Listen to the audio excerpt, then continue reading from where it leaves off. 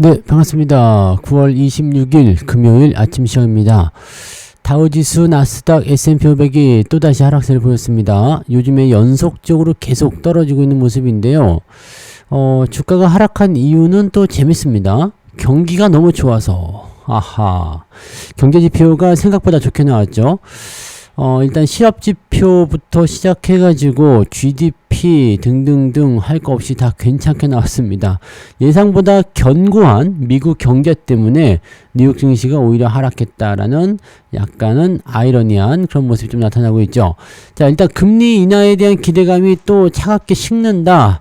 뭐 그런 얘기가 나오는 건데, 일단 9월 달에는 금리 인하를 했는데 다음 달에 또 있죠. 예, 다음 달에 있는 FOMC에서 지금 점도표대로라면은 다음 달하고 12월 달에 금리 인하를 해야 하지만 안 할지도 모르겠다. 경기가 너무 좋다. 뭐 이런 식으로 얘기가 나오고 있어요. 안 할지 할지는 일단은 예상하기 좀 어렵겠습니다. 이렇게 된다면은 뭐 10월 달에 동결을 했다가 12월 달에 0.5 B컷을 때릴 수도 있는 거고 그건 알 수가 없죠. 그래서 경기 지표가 정말 그렇게 좋아? 경기가 그렇게 좋은 거야? 라는 생각으로 또 가야 되고 경기가 좋으면 또 그 나쁜 게 아닌데 이 금리 인하에 대한 기대감이 꺾인다 해가지고 시장이 또 핑계를 만드는 거 아닌가 이런 생각이 좀 들기도 합니다. 자, 다우지수가 지금 마이너스 0.38이고요. 나스닥 같은 경우는 0.5% 마이너스, S&P 500은 마이너스 0.5%. 자, 이렇게 내렸습니다. 장 중반에는 좀 오르는 거 아닌가 싶은 생각도 좀 있었는데요. 후반부 들어서면서 다시 내려왔죠. 그래서 시장 자체 분위기가 약간은 약세로 보합권 진행이 된 모습이에요. 약세 출발한 이후에 추가적으로 더 내리거나 아니면은 그 자리를 좀 지켜주는 형태의 모습이기 때문에 결코 좋지 않아 보인다라는 느낌을 좀 가져야 될 것 같은데요. 자, 그런 정도 느낌들로 오늘 출발해 보시면 되겠습니다. 뉴스 살펴보도록 합니다. 자, 오늘 뉴스를 살펴보시면 트럼프가 이제 틱톡 미국 사업권을 인수하는 행정명령에 서명을 했네요. 기업 가치는 140억 달러 정도 될 것이다. 틱톡은 미국 내에서 계속 서비스를 이어갈 수 있게 됐고, 이거 뭐 시진핑하고 트럼프하고 이제 서로 이런 부분에서 합의를 했다는 얘기가 있어가지고 그렇게 했다고 하네요. 바이트댄스는 미국 내 사업권을 매각해야 된다. 지분은 20% 미만으로 줄여야 하고 뭐 그렇다고 해가지고 아예 지분이 없거나 뭐 완전히 미국하고 관계가 없는 부분이 아니겠지만 일단 요런 부분이 나오게 되면서 미국이 틱톡을 자기네 걸로 만들어가는 그런 형태. 자, 글쎄요. 이제 틱톡은 미국인의 소유가 되고 미국인들에 의해서 운영될 것이다. 라는 식으로 얘기를 했고요. 뭐 뺏어온 거 아닌가? 라는 생각도 좀 있긴 있습니다만, 일단 틱톡 금지법을 통과시키면서 바이트댄스가 미국 사업권을 매각하지 않으면 미국 내 서비스가 중단될 상황이었기 때문에 현재 시점에서는 미국과 중국의 고위급 무역 협상에서 틱톡에 대해서 부정적이었던 중국이 틱톡을 매각하겠다라고 얘기가 나오면서 이제 진행이 되면 된 거죠. 일단은 미국인이 주도하는 그런 사업 분야가 될 것이고, 야, 이것도 근데 되게 웃긴다.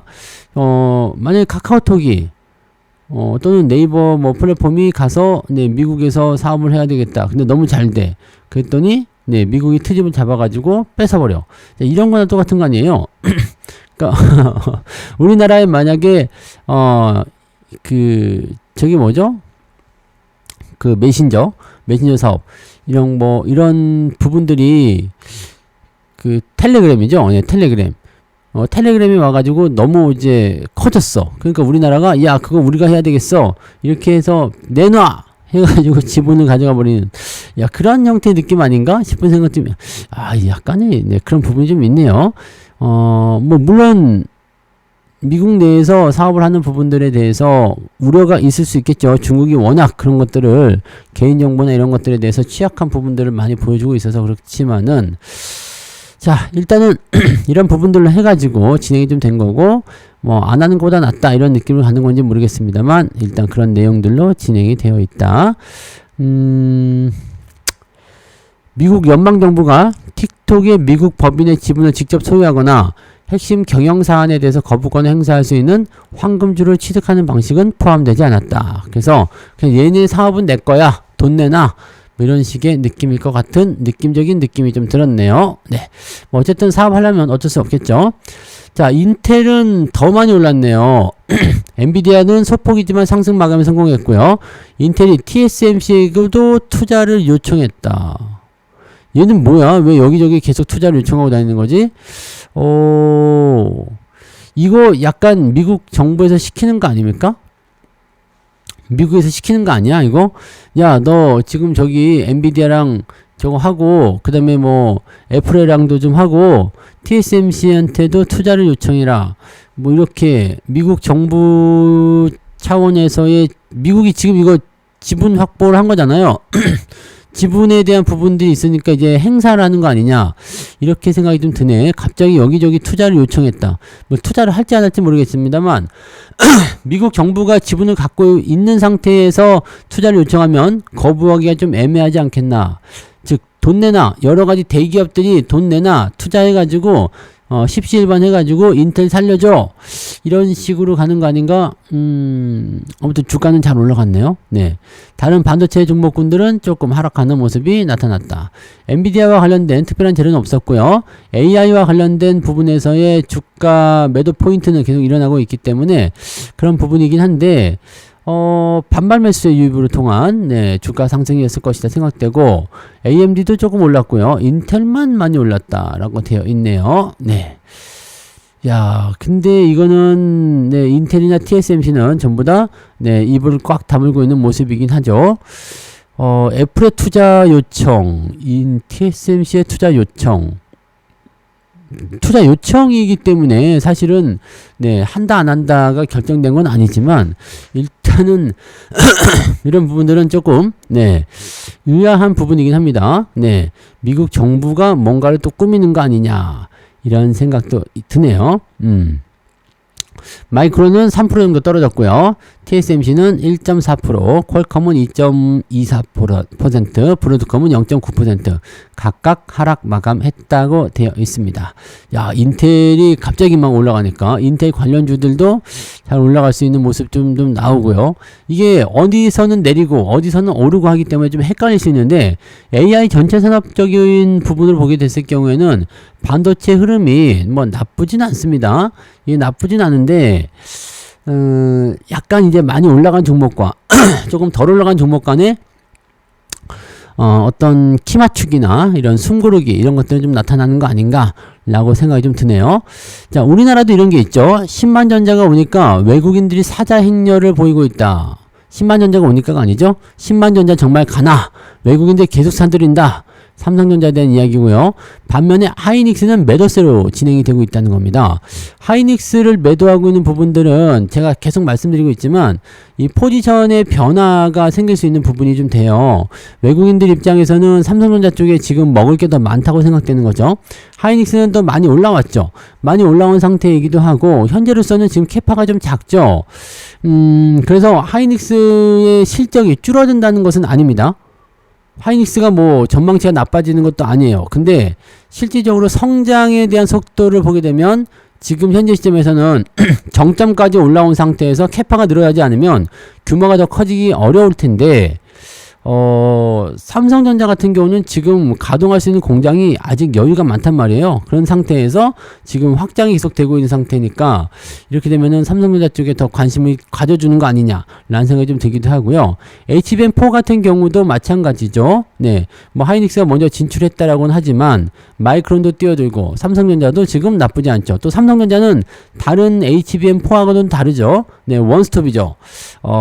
그 베이스 다이를 같이 만들 수 있는 부분이 있고 파운드리까지 같이 운영할 수 있기 때문에 물론 이제 뭐 엔비디아 입장에서는 TSMC를 활용해야 되니까 베이스 다이 빼고 사자 이렇게 나올 수도 있겠습니다만 다른 빅테크 기업들 같은 경우는 TSMC와의 공정을 줄이고 더 싸게 할 수 있기 때문에 삼성전자에게 조금 더 러버콜을 보낼 가능성이 높다. 이런 것들이 이제 전체적인 분석이었다라고 보시면 되죠. 자, 그리고 더 중요한 거는 계속해서 올라왔던 하이닉스와 올라오지 못했던 삼성전자 두 개를 놓고 저울질했을 때 반도체 업황이 더 좋다. 그러면은 많이 오른 것과 조금 덜 오른 것 무엇을 살 것인가 이런 부분들이 외국인들의 투자 방향을 좀 정했을 것이다. 이렇게 판단이 되는 부분이겠죠.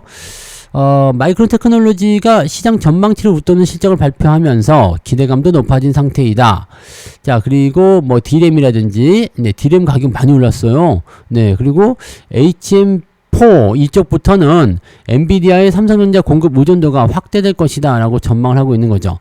엔비디아가 SK 하이닉스를 계속 끼고 들어가고 있는 상태이기는 합니다만 지금 최근에 보면은 공급망 다변화를 계속 꿈꾸고 있어요. TSMC 의존도가 너무 높아 인텔 쪽 투자하자 이렇게 나오는 부분도 있고요. 그 다음에 하이닉스 의존도가 너무 높아 다른 쪽도 한번 살펴보자. 마이크론이라든지 삼성전자 충분히 보고 있다 이렇게 되는 거죠. 그렇다고 하이닉스가 나쁜 건 아니에요. 왜냐면 아직까지는 잡고 있거든. 하이닉스가 1등이란 말이에요. 근데 자, 이런 부분들이 성장에 이런 규모적인 한계가 조금 있을 수 있다는 얘기죠. 전체적으로는 뭐 매출이나 이런 부분들이 계속 늘어날 거예요. 하지만 폭발적으로 성장하는 구간이 들어가려면 현재 이 공급할 수 있는 물량이 더 많이 확대가 돼야 되는데 아직까지는 좀 부족하죠. 자, 그 다음에 상대적 여유 있는 삼성전자는 규모의 공격을 할 수가 있는 부분이 되는 거고. 자, 근데 문제는 이제 내년 정도 지나고 나면 공급량이 확 늘어날 수 있는 상태가 되죠. 뭐 공장 가동률이라든지 이런 것들이 늘어나면서 공급망이 확 늘어나게 되면은 대체적으로 네, 그때 시점이 이제 공급 과잉 또는 이제 가격적인 어떤 조정 이런 것들이 진행될 수가 있는 상태가 될 수 있다. 자, 그 정도까지도 한번 생각하긴 해야 됩니다. 그래서 지금은 일단 연말 올해 말 그다음에 내년도 초 정도까지는 뭐 큰 문제는 없을 것 같기는 한데 일단은 뭐 올해까지는 문제 없으니까 당장 올해만 보자고요. 네, 내년도 한 초 정도가 됐을 때는 뭔가 이 전략적인 부분들을 새롭게 세워야 되지 않을까 생각하기는 합니다. 그래서 AI 쪽에 대한 부분들의 성장은 계속 이루어지지만 이 반도체 공급에 대한 이런 부분들이 의문점을 좀 보여줄 수도 있다. 이 정도까지만 우리가 일단은 거기까지만 생각하고 가자고요. 너무 멀리 내다 보면 머리 아파. 네, 그죠? 네. 자, 하이닉스 같은 경우는 목표 주가를 44만원까지 나왔다고 합니다. 네, 그래서 지속적으로 상승할 것이다라는 전망도 나오고 있는데, 뭐, 계속 상승해서 올라가 준다면, 뭐, 40만원 못 가겠습니까? 그죠? 40만원, 44만원 충분히 갈 수 있는 수치가 되죠. 대신에, 하이닉스만 가는 것이 아니라 삼성전자도 올라가게 될 것이고 지금 최근에 매수를 많이 하고 있는 이유가 그런 거 아니겠느냐. 아직 덜 올랐기 때문에 더 많이 오를 수 있는 네, 그런 쪽에 집중하자. 그러면 삼성전자와 하이닉스가 이렇게 크게 올라가게 되면 국내 증시도 3,500, 4,000 충분히 갈 수 있는 요소가 되는 거죠. 이게 너무 꿈 같은 이야기다라고 생각할지도 모르지만 현실적으로 이루어지고 있는 내용이기 때문에 이런 부분들은 여러분들이 생각을 하고 계시면 될 것 같아 보입니다. 최근에 이제 삼성전자 쪽 관련한 부분들은요, 계속 저런 것도 있잖아요. 국민연금도 사고 있다. 뭐 이런 얘기도 있고. 그래서 지속적으로 갈 수 있는 것 같기도 합니다. 진짜 10만전자 찍냐? 국내 증시가 그 큰 손이 더 많이 남았다. 삼성전자 이야기예요. 네, 삼성전자 주식을 국민연금, 연기금이 3천억 원 어치 순매수를 했다. 계속해서 매도만 하던 그런 연기금의 움직임이 매수로 전환됐다는 것도 상당히 주목해 볼 만한 이야기다라고 볼 수가 있겠죠. 얘네들이 매수를 하게 되면은 대체적으로 그 지지선 역할을 많이 해주거든요. 주가가 안 빠진다라는 느낌을 좀 가져갈 수가 있어요. 그래서 지속적으로 이제 주가 상승에 대한 기대치가 높아질 수도 있는 요소가 되는 거고 10만원 정도까지는 무난하게 갈 수 있지 않겠느냐라는 전망이 나올 수 있는 배경 중에 하나죠. 기관, 그 다음에 외국인들이 요즘에 계속적으로 폭풍적인 매수하고 있는 부분들은 삼성전자의 주가를 띄워서 주가를 올리기 위한 네, 전체적인 종합지수를 올리기 위한 하나의 움직임으로도 볼 수 있는 거 아니겠느냐 이런 식으로 생각되고 있습니다. 지금 삼성전자 같은 경우는 사실 반도체 업황에 대한 기대감 이것도 당연히 있겠지만 국내 증시의 상승에 뒷받침이 될 수 있는 그런 요소가 될 수 있는 그런 요소로도 많이 활용이 되고 있다라고 보시는 게 맞아요. 그래서 그런 부분이고 요것도 봐야죠. 네이버가 영업이익 1.8조 원이 되는 업비트를 품는다라고 되어 있습니다. 이 두나무 관련한 예시인데 지금 네이버는 핀테크 자회사 네이버 파이낸셜을 통해서 두나무를 완전 자회사로 편입하기 위한 포괄적 주식 교환을 진행할 방침이다. 네이버 파이낸셜과 두나무가 서로 간에 이제 주식 교환을 통해서 이제 완전한 자회사로 두나무를 편입한다. 라는 식으로 얘기가 나오는 거죠. 그래서 양사가 조만간 각각 이사회를 열어서 포괄적 주식 교환을 승인할 것으로 보인다 라고 되어 있습니다. 네이버의 자회사로 두나무가 들어가게 되면 네이버는 뭐가 되겠어요? 스테이블 코인과 같은 부분에서 한 발자국 더 빨리 진행되는 모습이 좀 나타나게 됩니다. 그래서 디지털 금융산업에 본격적으로 진출할 것이다. 이렇게 되고 있는데 자, 두나무가 지금 업비트를 운영 중에 있잖아요. 업비트를 운영 중에 있기 때문에 이 코인, 스테이블 코인이 이제 발행이 돼서 거래소가 무조건 필요하다고 그랬는데 네이버가 지금 그 부분들을 열어버린 거죠. 그래서 이 업비트를 통해 가지고 스테이블 코인의 어떤 거래소 상장이라든지 그 다음에 발행 주체는 네이버가 될 테니까 큰 문제가 될 거 없고 NHN, 네, KCP 이쪽을 통해 가지고 뭐가 나올까요? 뭐 결제 시스템도 같이 연결시킬 수 있고 이렇게 되면은 네이버 페이를 기반으로 한 이런 그 결제 그 포인트가 진행이 되게 되고 스테이블 코인을 두나무가 발행하면서 이런 식으로 전환이 되는 거죠. 그러니까 이렇게 돼버리게 되면은 네이버하고 시너지가 굉장히 커지게 되는 거고요. 네이버가 먼저 앞서 나가는 형태가 돼버리거든요. 그러면 스테이블 코인에 대한 이 생태계 진출은 지금 반드시 필요하다고 그랬죠. 이 부분을 네이버가 조금 더 빠르게 진행할 수 있는 그런 요소로 작용을 하게 된다. 이렇게 되는 거죠. 그래서 스테이블 코인과 같은 부분에서의 어떤 시스템적인 부분들이 하나씩 진행이 되고 있다라는 부분이 되는 거고 이렇게 하나씩 진행이 되면서 무엇으로 갑니까? 네이버에 대한 그런 스테이블 코인 관련 기대치가 크게 커지는 모습들. 최근에 주가가 뭐 20만원 정도 시점이 이제 저점일 것이다 라고 말씀을 계속 드리고 있지만 그 자리가 들어오면은 또 튀고 또 내려오면 또 튀고 계속 그런 모습이 나오고 있거든요. 이런 상태에서 만약에 이런 스테이블 코인과 같은 부분에서 어떤 제조적인 장치까지 마련이 돼서 상승할 수 있다면 아마 네이버의 주가가 조금 더 올라갈 수 있는 배경에 연결되지 않겠느냐라는 판단을 내릴 수도 있게 됩니다. 그래서 이런 부분으로 본다면 이거 나쁘지 않은데? 괜찮은데? 어제 근데 많이 올랐죠? 어제 12% 가까이 올랐기 때문에 추가적으로 더 올라갈 것인가에 대한 부분들 또는 추가적으로 더 올라갔을 경우에 그것을 유지할 수 있을 것인가에 대한 의문점은 있습니다. 하지만 조금 길게 본다면 어쨌든 제도적인 부분에서의 이 정책 수혜를 받을 수 있는 내용이 되기 때문에 요거 나쁘지 않은데요? 라고 생각이 될 수 있는 요소가 되는 거죠. 자, 그런 부분이고요. 자, 쭉 내려볼게요. 쭉 내려보면 이제 이 뉴욕 증시에 대한 부분들이 있어요. 달갑지 않은 깜짝 성장. 이 경제 지표가 좋게 나와서 그렇게 된 거거든요. GDP 성장률 확정치가 큰 폭으로 개선이 됐어요. 근데 여기다가 내구재 주문도 미친 듯이 올라갔죠. 실업률도 뚝 떨어졌어요. 자, 이렇게 돼버리니까 야, 고용 좋아. 지금 내구재 주문이 좋다는 것은 경기도 좋아. 지금 GDP도 성장률이 확정치가 크게 개선됐어. 야, 이게 뭐야 이거. 경기 좋은데 금리 인하 할 필요 있겠어? 라고 얘기가 나올 수 있는 상태가 되는 거죠. 경기가 좋아서 주가 떨어진다. 이것도 참 어이없는 이야기이기도 합니다만은 네, 아무튼 보자고요. 자, 지금 2분기 GDP 성장률 확정치가 전기 대비 연율 3.8이 나왔어. 와우. 야, 3.8, 전망치가 3.3이었거든요. 근데 0.5나 올라가죠. GDP가 0.5 올라가는 것은 대단한 일입니다. 네. 2023년 3분기에, 4.7% 정도 올라갔었던 그게 가장 높은 성장률이었는데, 지금 또 최고 탑 포인트를 찍은 거가 된 거죠. 1분기 성장률 확정치 마이너스 0.6과 비교하면, 기저 효과를 고려하더라도 정말 큰 폭으로 올라간 것이다. 라고 생각하시면 되고요. 자, 왜 그렇게 됐느냐? 수입의 감소, 그 다음에 소비 지출의 증가, 약간의 그 흑자형 저건가? 불황형 흑자 같은 건가? 수익 감소? 근데 소비 지출이 증가했기 때문에 이거 나쁘지 않은 건데요. 수입은 감소했는데 소비 지출은 증가했어. 경제가 살아나고 있다. 미국 경제의 3분의 1을 차지하는 소비가 살아났다는 것은 미국 경제가 관세 불확실성을 딛고 정상 궤도로 복귀한다는 것을 시사한다. 자, 이렇게 되기 때문에 이렇게 되면은 미국 경기가 지금 좋게 나오는 거야? 이거 트럼프가 맞은 거야? 관세 했어도 괜찮은 거야? 라고 생각이 될 수도 있는 요소가 될 수도 있는 거 아닌가 이런 생각이 좀 드네요. 그 다음에 이 내구재도 엄청 크게 좋아졌거든요. 이 8월 내구재 수주가 전달보다 89억 달러 2.9% 증가했고요. 시장 예상치는 0.5% 감소였어요. 근데 2.9% 증가했죠. 내구재는 돈이 없으면 안 돼요.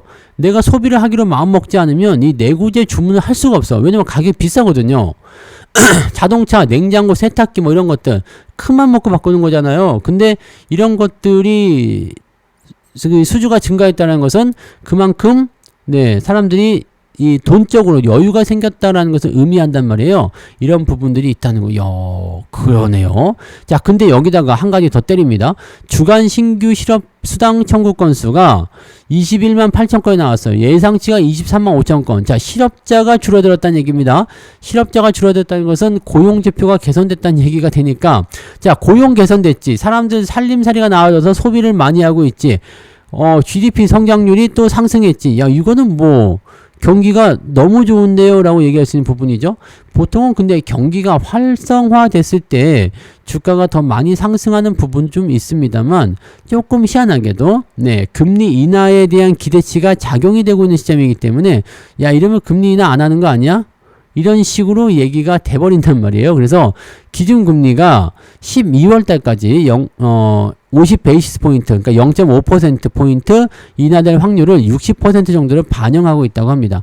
파월이 두 차례 정도 낮추겠다라고 점도표에서 발표했지만 경기가 이렇게 좋아져 버리면 그렇게까지 할 필요 없는데 더 천천히 가도 될 것 같은데 라는 생각을 해버릴 수가 있게 되는 거죠.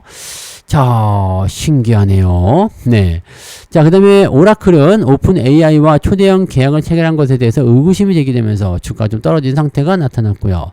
뭐 이런 식으로 되어 있습니다. 어쨌든, 야, 그래요. 지금 이 상태가 됐는데, 테슬라가, 4%나 밀렸네요.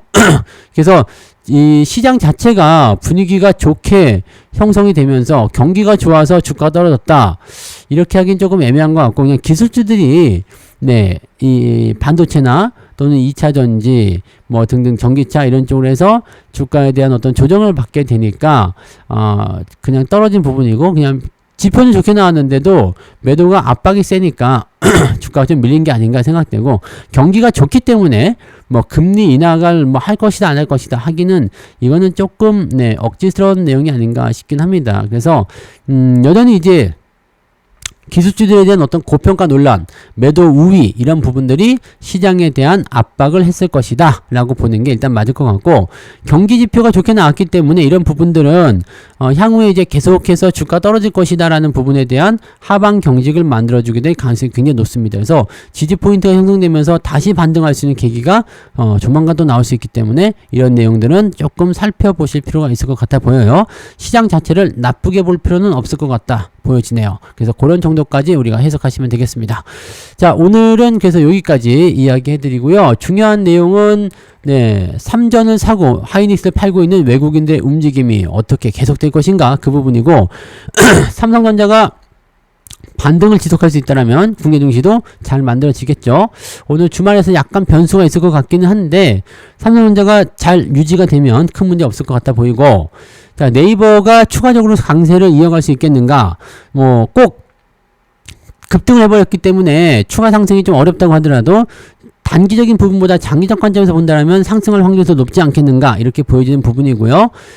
경기가 좋아서 뉴욕 증시가 하락했다기보다도 기술주에 대한 어떤 경계심에 의한 매도 우위가 경제 지표가 좋은 시점에서 공교롭게 같이 나온 것 같다라고 생각되는 부분이고, 경기가 좋게 되면 결과적으로 주가가 하락하는 것에 대한 어떤 방어 역할을 하기 때문에 주가가 많이 빠지진 않을 것 같다라는 식으로 구분을 짓는 것이 맞겠습니다.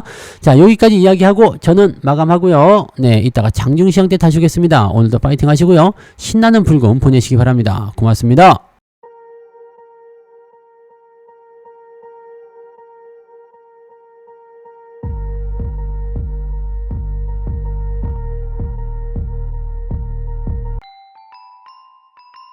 본 방송에서 제공되는 모든 정보는 투자 판단의 참고 자료이며 투자의 최종 책임은 본 방송을 이용하는 본인에게 있습니다.